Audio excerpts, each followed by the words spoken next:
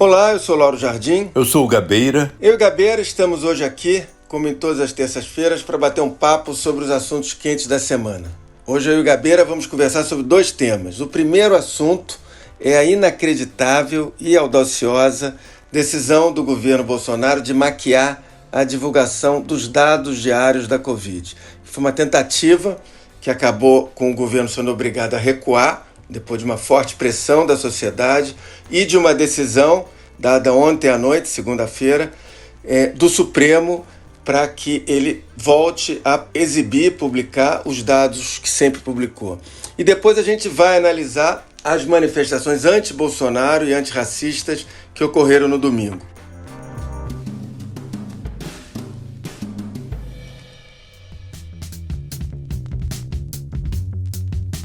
Gabeira, vamos começar conversando sobre essa tentativa do governo de sonegar da população e dos cientistas uma ampla gama de dados sobre a Covid, dados que vinham sendo divulgados de maneira correta desde o início da pandemia e mais, dados que são uma espécie de padrão mundial quando os países, pelo menos os países civilizados, os apresentam à sociedade.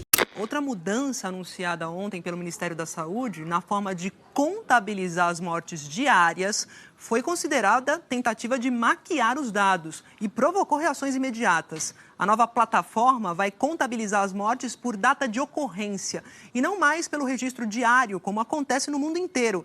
Segundo especialistas, essa mudança diminui a transparência dos dados, porque será preciso verificar todos os dias, desde o começo da doença, para saber se houve alguma atualização dos óbitos de cada dia.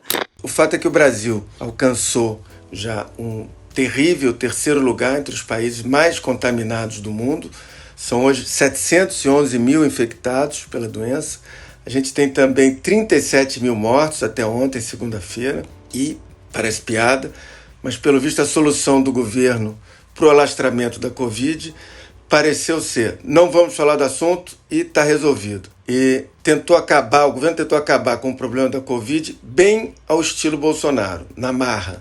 Poucas vezes, Gabeira, eu vi uma tentativa tão audaciosa de querer se mascarar a realidade. E tão mal sucedida também, né? Porque desde o princípio essa tentativa foi mal sucedida e contestada por vários fatores, por vários setores da sociedade.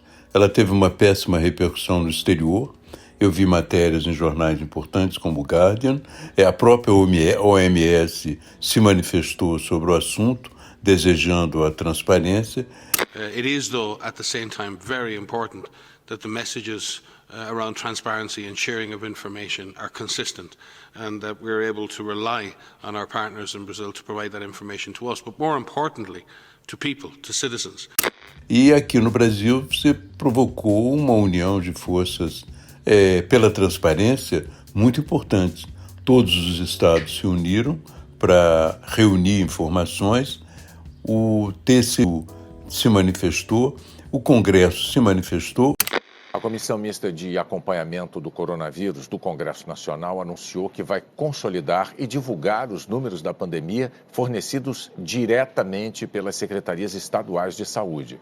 O Supremo se manifestou e os órgãos de imprensa se uniram também para dar informações precisas e exatas sobre o tema. Os portais G1 e UOL e os jornais O Globo, Extra, Folha de São Paulo e o Estado de São Paulo decidiram formar uma parceria e trabalhar de forma colaborativa para buscar as informações necessárias nos 26 estados e no Distrito Federal. O presidente quis torturar os números, ele achava que não podia ser mais de 1.000 por dia. Exatamente. Então deu uma ordem para que os números caíssem para menos de 1.000 por dia, independente de quantos fossem. Fontes do Ministério da Saúde reforçaram que a pressão para mudar a forma de contabilizar os números sobre a pandemia veio do Palácio do Planalto. A ordem foi tentar esconder o número de mortes registradas nas últimas 24 horas. E já havia essa tendência entre eles quando entrou esse bilionário Carlos Wizard, que acabou saindo quase que imediatamente. Ele deu uma entrevista dizendo que os estados estavam inflacionando o número de mortos. E foi uma das razões da sua queda. O Conselho Nacional de Secretários de Saúde reagiu com veemência e indignação à declaração do empresário Carlos Wizard, futuro secretário de Ciência e Tecnologia do Ministério da Saúde. Wizard disse ao jornal O Globo que a pasta está recontando o número de mortos pela Covid-19 porque os dados atuais são fantasiosos ou manipulados e acusou estados e municípios de inflar os números para conseguir mais recursos públicos federais. Portanto, já havia no governo essa conversa de como manipular os dados. E, na verdade, é o resultado de uma longa política de negação. Desde a fala do Bolsonaro de gripezinha, até a demissão do chefe da Polícia Rodoviária Federal, porque ele fez uma homenagem a um morto falando do Covid, e o Bolsonaro ficou zangado, porque ele não mencionou outras doenças, né, quando a pessoa morreu. Eles têm o hábito de questionar também, depois de questionar o número de mortos, de questionar o conteúdo dos caixões. Há sempre informação de que há tijolo dentro dos caixões. A Carla Zambelli chegou a duvidar de um caixão no Ceará que teria sido enterrado vazio e que quase foi processada pelo governador do Ceará. Porque no Ceará tem caixão sendo enterrado vazio. Já viu isso? Portanto, é uma tendência de negação que resultou nessa tentativa muito mal sucedida de censurar. Na verdade, eles conseguiram censurar, talvez lá em 74, com o surto de meningite, mas não imaginaram que as circunstâncias mudaram muito, nem levaram em conta o fato de que existe uma internet nos separando daquele período. Gabeira, tem um dado que eu acho que é importante destacar, que é o Ministério da Saúde hoje, que é um caso à parte. Quer dizer, nesse caso, como você frisou aí, como você falou, o Bolsonaro, quando ele não queria que os números de 1.000 mortes por dia, que já era o que estava acontecendo, aparecessem no noticiário, e ele exigiu do ministro Pazuello que isso não fosse mais divulgado. E aí vem o problema. O Pazuello, general, bateu continência e cumpriu a ordem. Quer dizer, é uma ordem que é absurda e aí tem um problema que eu queria entrar. Ainda não foi desmontado de todo, claro, o Ministério da Saúde, que tem lá um corpo técnico de peso, mas você hoje tem lá 25 militares em cargos chaves. Quer dizer, assim como o PT era acusado e fazia de aparelhar o governo com gente de sindicato, por exemplo, o governo Bolsonaro faz o mesmo com os militares. O ministro interino é um general, o número 2 da pasta é um coronel. Aliás, ontem, um parênteses aqui, o número 2 da pasta, o secretário executivo, coronel Elcio Franco, ele apareceu ontem na entrevista coletiva. Eu vi a foto. Com um brochezinho que era uma caveira. Que eu fui pesquisar aqui, eu confesso que eu não sabia. Não é a minha especialidade, os símbolos militares, mas é um símbolo que a caveira significa, obviamente, a morte, e a faca, o sigilo de uma missão. Ok, agora, isso no dia que o Brasil está registrando 37.000 mortes, é absolutamente fora de propósito aparecer com um símbolo desse. Talvez isso mostre um pouco a dissintonia que tem desses militares hoje na saúde com a sensibilidade para o tema, para o drama que o país está vivendo. E como eles comprometem as Forças Armadas no conjunto, né? Porque o general é um general da ativa, né? Compromete enormemente as Forças Armadas, atraem para si uma política que já é muito problemática e, além disso, eles atraem para si a tentativa de censurar as informações sobre a pandemia. Agora, Gabeira, fica claro também outra coisa. A guerra do Bolsonaro não é contra a Covid. E nunca foi e tal. Por exemplo, na véspera da mudança da metodologia, o próprio Bolsonaro, lá no Cercadinho da Alvorada, admitiu, aliás, feliz da vida, que ele tinha mudado o horário de divulgação dos dados. Ele ainda não tinha mudado a metodologia, mas tinha mudado de 6 da tarde para as 10 da noite, o horário da divulgação dos dados. E todo feliz da vida, ele mandou acabou matéria no Jornal Nacional. Acabou a matéria do Jornal Nacional? Mas é para pegar o dado mais consolidado. E tem que divulgar os mortos no dia. Por exemplo, ontem, praticamente 2/3 dos mortos eram de dias anteriores, o mais variado possível. Tem que divulgar o do dia.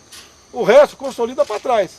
Acabou que a Globo deu um plantão do Jornal Nacional naquela noite com os números. Com muito mais audiência. Muito mais audiência. E como os próprios assessores do presidente admitiram para mim no sábado, esse tiro saiu pela culatra. Mas o importante aqui é frisar que a guerra dele é contra a imprensa, a guerra dele não é nunca contra a Covid. Isso é que é uma coisa que impressiona.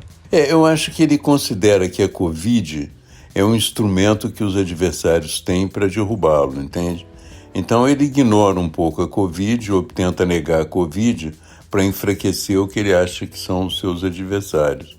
Mas a verdade é que ele não consegue perceber a neutralidade dessa pandemia, né? Ele acha realmente que ela é um vírus, realmente um vírus ideológico e está voltado contra ele, enquanto, na verdade, é um vírus que esteve voltado contra todos os governos e cada um tratou da melhor forma possível, né? A maneira como ele trata o vírus é uma maneira internacionalmente singular e condenada. And if you look at Brazil, they're having a very hard time. And by the way, they kept bringing up Sweden. It's come back to haunt Sweden. Sweden's having a terrible time. If we did that, we would have lost 1 million, 1.5 million, maybe even 2.5 million or more lives. Tanto que, isso também é um dado que nós devemos levar em conta, que o PDT entrou no Tribunal de Haia contra ele, Tribunal Internacional. O tema foi aceito para efeito de... Não é ainda um processo, foi aceito para efeito de exame. Evidentemente, o PDT não soube, pelas características de um partido tradicional, não soube combinar os dados do Covid com os dados da Amazônia, mas, de qualquer maneira, vai incomodar. Agora, Gabeira, tem um outro aspecto que me preocupa, pelo menos, que é o seguinte. O Bolsonaro, num certo sentido, ele está vencendo essa guerra dele. E eu falo no seguinte aspecto. O isolamento social ele está sendo vencido, de alguma maneira, vencido pelo cansaço do brasileiro de ficar em quarentena, vencido pela necessidade dos mais vulneráveis de sair de casa para trabalhar, para ganhar dinheiro, do jeito que for, vencido pelos prefeitos e pelos governadores que me parecem um pouco perdidos em relação a como fazer o relaxamento da quarentena. Nesse sentido, quer dizer, eu acho que o Brasil, infelizmente, está ficando mais parecido com o que o Bolsonaro deseja. Ele está ficando mais parecido com o que o Bolsonaro deseja e está ficando pior. Sim. Então, o Bolsonaro deseja realmente o pior. Quando essa política ficar totalmente evidente, é claro que o Bolsonaro vai receber também as críticas necessárias a isso. Tanto que o Ministério da Saúde passou a ser agora o ponto central das críticas, né? Quer dizer, o fato do Ministério da Saúde ter tomado essa posição significa que eles estão equivocados a respeito da crise. Portanto, eu acho que essas mortes, há um instituto americano chamado Institute of Metric and Evaluation, que está prevendo 165 mil mortes e até 5 mil mortes diárias se a situação continuar assim. Eu espero que essa previsão não se realize, mas, de qualquer maneira, quando isso se realizar, ou quando se realizar realmente um aumento das mortes, o desgaste para ele vai ser muito grande. Ele foi esse tempo todo o grande maestro dessa confusão toda. Quer dizer, até, por exemplo, o governador Dória, ele já foi muito mais enfático em defesa da quarentena do que hoje. Hoje ele dá sinais contraditórios. Essa fase denominada retomada consciente seguirá a orientação da ciência, da medicina e da saúde. E temos dados técnicos para permitir esta gradual e segura retomada.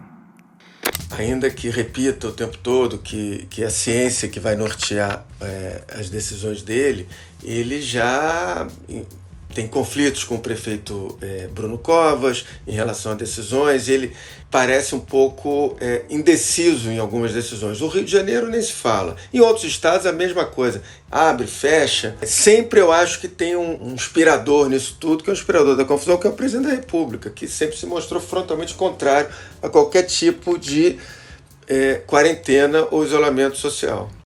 Com toda certeza, isso pode sinalizar a uma abertura mais rápida do comércio e a extinção daquelas medidas restritivas adotadas, segundo decisão do Supremo Tribunal Federal, adotada por governadores e prefeitos.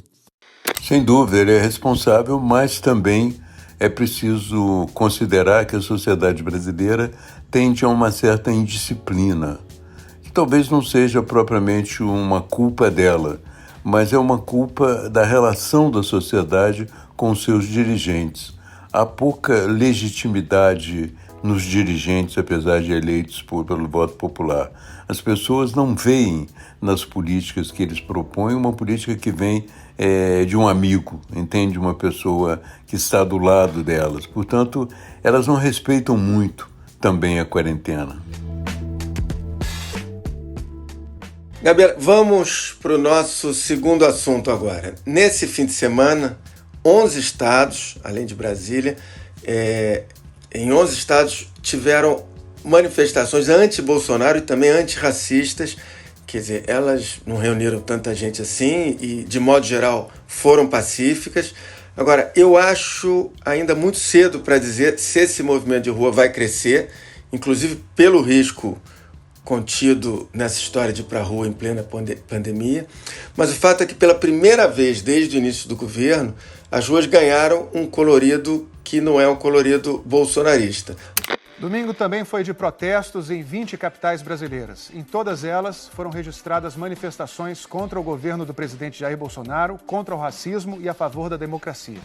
Antes de passar a palavra para você, eu só queria insistir num ponto que eu falei rapidamente na semana passada, no programa da semana passada.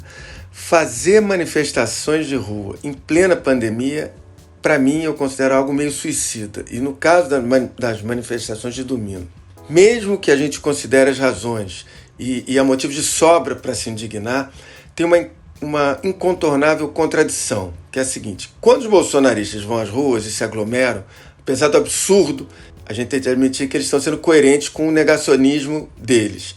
Eles acham que a Covid é uma gripezinha e vão à luta. Agora, quando a oposição ao Bolsonaro manda as favas à preocupação com a contaminação, aí me parece algo completamente sem sentido, porque, obviamente, essas pessoas sabem o grau de perigo a que as pessoas estão se expondo quando vão para as ruas e, cá entre nós, ir para a rua de máscara e para a manifestação de máscara não muda em nada a situação de risco. Exatamente, mas você tem que ver que isso também aconteceu, está acontecendo nos Estados Unidos, porque o motivo lá foi muito forte, né? Por todo o país, multidões já caminharam centenas e centenas de quilômetros, mas 13 dias depois da morte de George Floyd, onde eles querem chegar? O fim do racismo é o objetivo maior, mas em cada vez mais cidades os protestos focam em uma mudança polêmica: retirar dinheiro das polícias. E lá nos Estados Unidos também há a mesma preocupação. A impressão que se tem é que se colocou entre parênteses o Covid e as pessoas continuam saindo como se não houvesse a pandemia. O que se observou nos Estados Unidos e que se observa aqui também foi uma certa aliança entre as pessoas que estavam protestando contra o racismo lá e pela democracia e contra o racismo aqui, uma aliança com pessoas que trabalham contra o Covid. Lá, funcionários de saúde aplaudiram, saíram juntos. Aqui no Brasil foi incluído também o tema do SUS, né, da defesa do SUS. Havia gente que trabalha no setor, mas o perigo continua. O Covid é completamente alheio a qualquer questão moral, entende? O vírus, ele ataca sem nenhuma preocupação moral, sem nenhuma preocupação com a justeza das suas ideias. Portanto, é um perigo muito grande para o Brasil, foi um perigo também para os Estados Unidos, e nós vamos ver quais serão as consequências disso. Eu sempre digo que essas manifestações ainda não têm as características das manifestações democráticas brasileiras, que são muito maiores, elas têm um potencial muito maior do que isso, inclusive um potencial de levar famílias, pessoas que não estão precisamente interessadas em confrontar a polícia. Agora, essas pessoas só sairão às ruas quando a pandemia estiver relativamente debelada. E só sairão às ruas quando houver também uma sensação de possibilidade de controle das reações, porque tanto lá nos Estados Unidos como no Brasil, você trabalha com um pano de fundo muito problemático. Desemprego, miséria momentânea, desespero das pessoas. Quer dizer, a situação, tanto lá quanto aqui, dificulta muito o controle das ruas por qualquer grupo que vá manifestar. Você não acha? Na verdade, por exemplo, já tem um protesto marcado para o próximo domingo e a gente vai começar a poder analisar melhor se vai aumentar o número de pessoas nas ruas, as pautas, se elas se mantêm as mesmas, como é que faz. Agora, o fato também, e também tem que se comemorar o fato que não teve pancadaria nem quebra-quebra, como o Bolsonaro queria, quer dizer, salvo episódios isolados. Agora, eu estou curioso em acompanhar o desenrolar disso, quer dizer, aonde isso vai dar. Por exemplo, nessa inicial da semana passada, as lideranças políticas tradicionais elas ficaram de fora, exceto o Guilherme Boulos, que até mobilizou, mas não era uma liderança forte ali, ele sumiu, digamos assim, no meio da multidão. Alguns partidos políticos de oposição, PDT, PSB, Rede, também fizeram anúncios de que não deveria, seus filiados e tal, não deveriam ir à manifestação. Agora, precisa ver, vai crescer, não vai crescer? Quer dizer, o Bolsonaro, como até você estava comentando comigo antes da gente começar aqui a gravar, ele hoje considera o grande inimigo dele os protestos que vão começar, que já começaram. Quer dizer, não é a Covid, não é a crise econômica, não é o desemprego. O grande inimigo dele é a possibilidade de manifestação contra ele. Assim como em 2013 a gente teve uma manifestação, as manifestações começaram de um modo e terminaram de outro, ainda está muito cedo para dizer, mas repito o que eu disse aqui. De qualquer maneira, as ruas já ganharam um novo colorido. Eu acho que isso impacta de modo diferente o momento que a gente vive. Exato. Agora, ele também tem noção de que o clima contra ele está aumentando de forma institucional, entende? Ele tem noção do surgimento de manifestos, da união de vários setores, às vezes profissionais como juristas. Ele tem a noção de que muitos manifestos estão saindo. Talvez ele não dê tanta importância quanto a presença de pessoas na rua, mas ele tem noção de que está se criando uma unidade bastante grande das forças contrárias a ele. O movimento Estamos Juntos divulgou o texto nos principais jornais do país. O texto pede que os representantes e lideranças políticas exerçam com afinco e dignidade o seu papel diante da devastadora crise sanitária, política e econômica que atravessa o país. Mesmo que ele não leia os informes da ABIN, que ele não goste dos informes da ABIN, certamente ele vai perceber que alguma coisa está se movendo, uma quantidade enorme de reuniões, de encontros entre pessoas, de lives, de denúncias do governo dele. Ele vai perceber que alguma coisa está se movendo e que a sociedade só não sai às ruas contra ele nesse momento porque nós estamos num momento de pandemia. Eu acredito que ele percebeu a gravidade da situação e eu acho que ele vê essas manifestações apenas como a ponta do iceberg.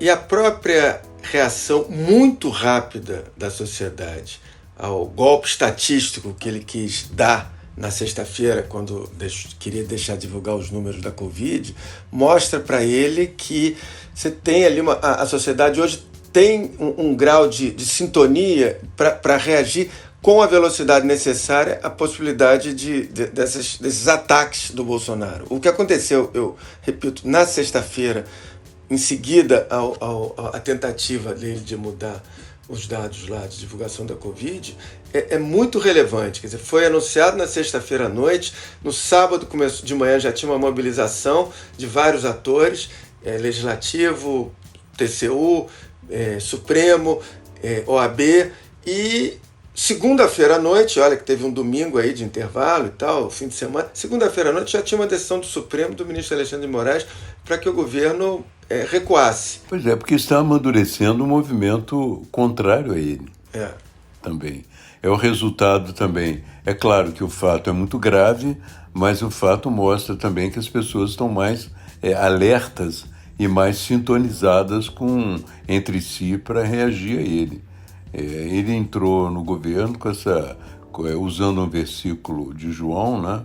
Conhecereis a verdade vos libertará, mas na verdade o governo dele tem lutado contra os dados constantemente, né? Lutou contra os dados do desemprego, do IBGE, lutou contra os dados do desmatamento. As críticas do presidente Jair Bolsonaro a dados sobre desmatamento no Brasil culminaram nesta sexta-feira com o anúncio da exoneração do diretor do Instituto Nacional de Pesquisas Espaciais, o INPE. A notícia provocou reações entre ambientalistas.